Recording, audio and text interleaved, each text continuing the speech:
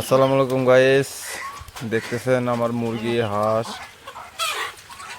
খাদ্য দিছি আমি, খাইতেছে বেশ ভালোই বড় বড় হলো।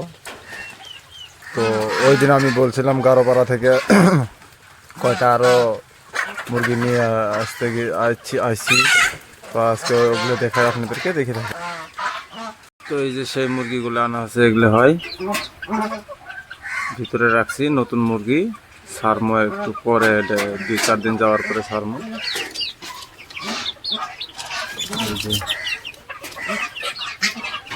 দেখা যায়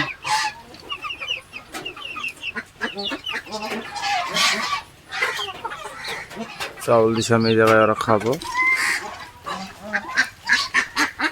তো আল্লাহর রহমতে হাঁস মুরগিগুলো বেশ বড় বড় হলো। এটা হলো ওদের ঘর, এই জায়গায় থাকে ওরা।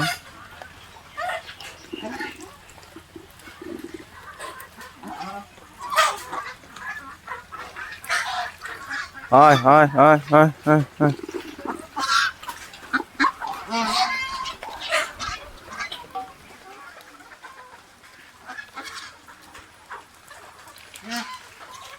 তো এইগুলো আমি শেষ করলাম। আগামীতে কিছু নতুন ভিডিও দেওয়ার চেষ্টা করব।